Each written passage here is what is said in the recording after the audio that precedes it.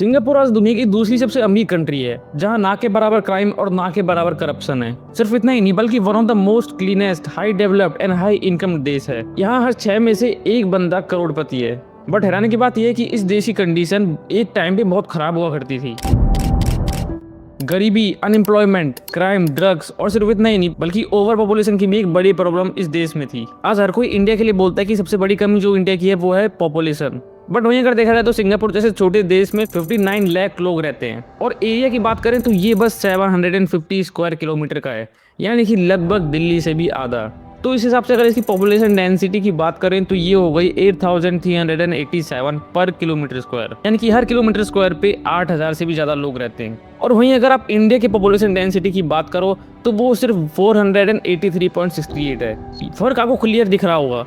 अब आप ही बताओ कि अगर सिर्फ पॉपुलेशन ही किसी देश के लिए बेकार चीज होती तो शायद आज सिंगापुर की हालत काफी बेकार हो जाती। बट ऐसा बिल्कुल नहीं हुआ, बल्कि इनकी बेकार कंडीशन 1965 तक ही रही और उसके अगले 25 सालों में सिंगापुर ने ऐसा ट्रांसफॉर्मेशन किया कि आज पूरी दुनिया सिंगापुर से इंस्पायर होती है और उनके लॉस को कॉपी करने की कोशिश करती है, बट कर नहीं पाते। बट आखिर कैसे सिंगापुर ने इतने चैलेंजेस के साथ भी अपने आप को डेवलप कर लिया। आज कहीं ना कहीं सिंगापुर एशिया की नंबर 1 कंट्री है। इस वीडियो को देखने के बाद आपको पता लगेगा कि कैसे अगर आप एक सही नेता को चुन के बिठा दो तो वो देश को कहां से कहां तक पहुंचाने का दम रखता है।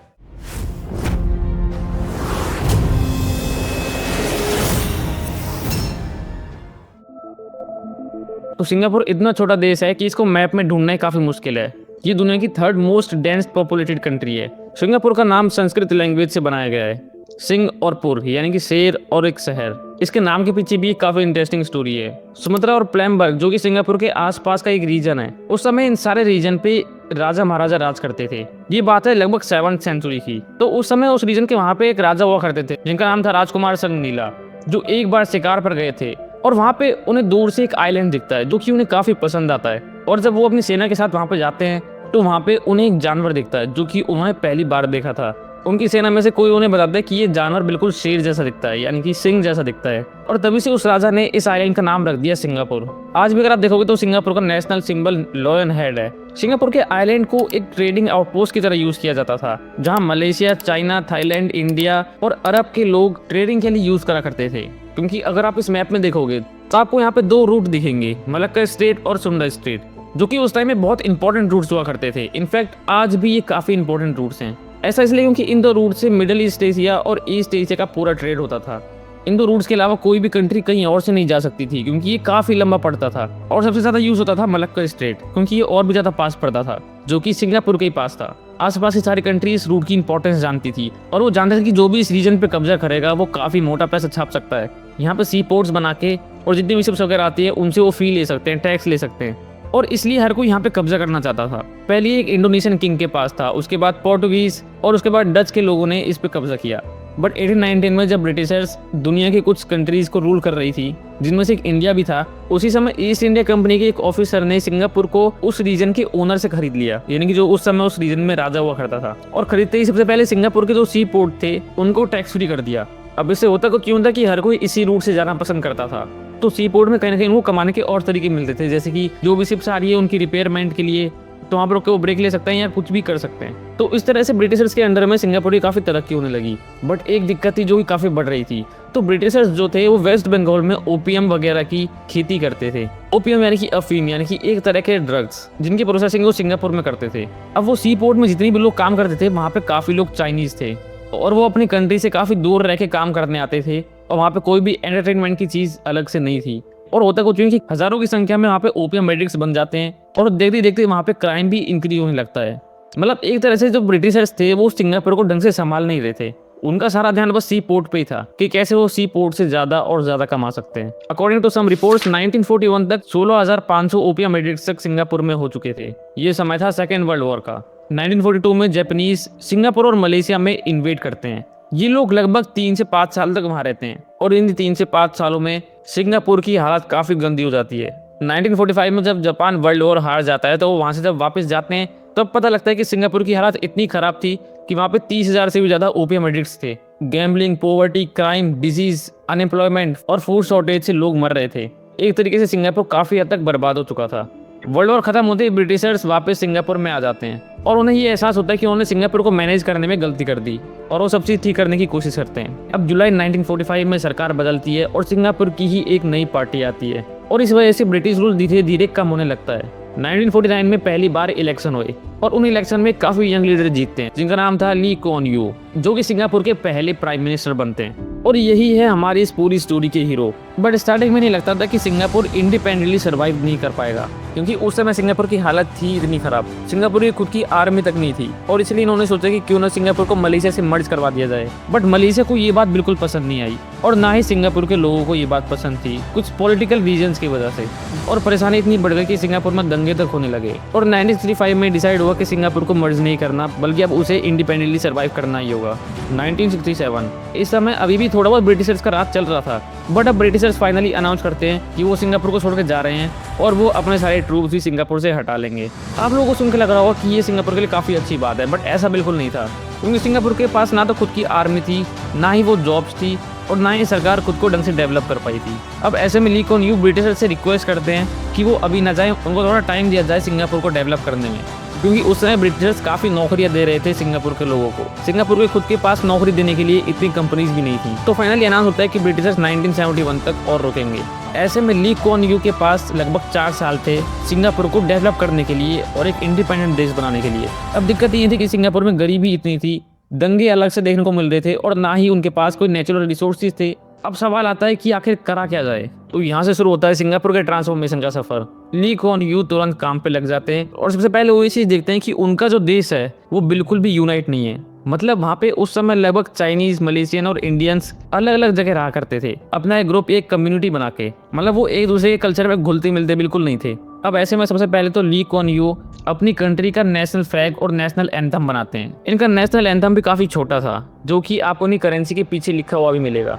अब यहाँ के 70% जो जनता थी वो एक इस्लाम एरिया में रहा करती थी, यानी काफी गरीब भी थे। अब वो करते कुछ यूं है कि वो एसडीबी चालू करते हैं अपनी कंट्री में, यानी कि हाउसिंग डेवलपमेंट बोर्ड। ये वहाँ की जमीनें खरीद के बड़े बड़े हाउसिंग यूनिट्स बनाया करते थे और उन्हें सस्ते में दिया करते थे। वो इन घरों को जानबूझ के मिक्स में बनाया करते थे ताकि अलग अलग रिलीजन के लोग एक दूसरे के साथ रहना शुरू करें और एक दूसरे में घुले मिले। उन्होंने हर रिलीजन को इक्वलिटी दी, क्योंकि वो जानते थे कि उनकी पॉलिसीज या कोई भी नई स्कीम बनाने का तब तक कोई फायदा नहीं जब तक सिंगापुर के लोग खुद यूनाइट ना हो। और इस चीज की शुरुआत उन्होंने स्कूल से भी शुरू करी।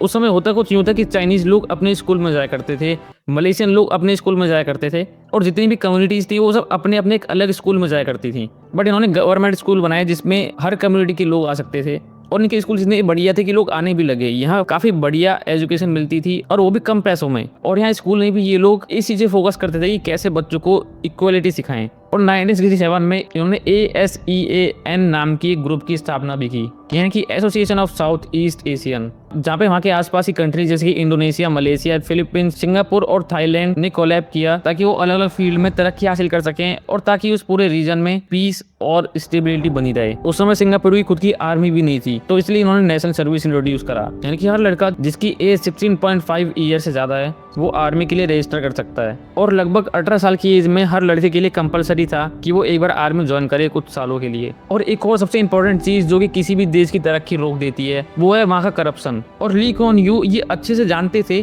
कि अगर इन्होंने यहाँ का करप्शन नहीं रोका तो ये कितनी भी स्कीम्स वगैरह चालू कर लें, देश की तरक्की हो ही नहीं सकती। और इस चीज को सॉल्व करने के लिए इन्होंने जितनी भी गवर्नमेंट जॉब्स हैं सबकी सैलरी काफी बढ़ा दी। मतलब नॉर्मली जो गवर्नमेंट एम्प्लॉयज की जो सैलरी होती है हर देश में, उसके कंपेरिजन में सिंगापुर में आपको काफी ज्यादा सैलरी देखने को मिलती है। ऐसा इसलिए था कि हर गवर्नमेंट ऑफिशियल को इतनी सैलरी मिले कि उसका खुद का मन ही ना करे करप्शन करने का। बट फिर भी अगर कोई और भी ज्यादा लालची ऑफिसर है और वो करप्शन करता है तो उसके लिए इन्होंने प्रिवेंशन और करप्शन एक्ट पास किया था, जिसके अकॉर्डिंग पब्लिक या गवर्नमेंट में से अगर कोई भी करप्शन करता हुआ पकड़ा जाता है, चाहे वो किसी भी सेक्टर में हो, तो उसे 1 लाख सिंगापुर डॉलर की पेनल्टी लगती है या फिर 5 से 7 साल तक की जेल भी हो सकती है। साथ में इन्होंने एक एजेंसी भी फॉर्म करी जो कि खास करप्शन करने वालों को पकड़ने के लिए बनी थी। और ये एजेंसी पूरी तरीके से इंडिपेंडेंट थी, मतलब सरकार का कोई भी एम्प्लॉय ऑफिसर या फिर इनफैक्ट PM तक इस एजेंसी के काम में इंटरफेयर नहीं कर सकते थे, जो कि अपने आप में काफी अच्छी बात है। और इस तरह सिंगापुर में लगभग ना के बराबर करप्शन कर दिया। आप आज देखोगे कि सिंगापुर लगभग नंबर 3 पे आती है सबसे कम करप्शन वाली कंट्री में। इन्होंने फॉरेन इन्वेस्टर्स को भी अट्रैक्ट करना शुरू करा। ये चाहते थे कि बाहर के बिजनेसेस सिंगापुर में आके अपनी कंपनीज खोलें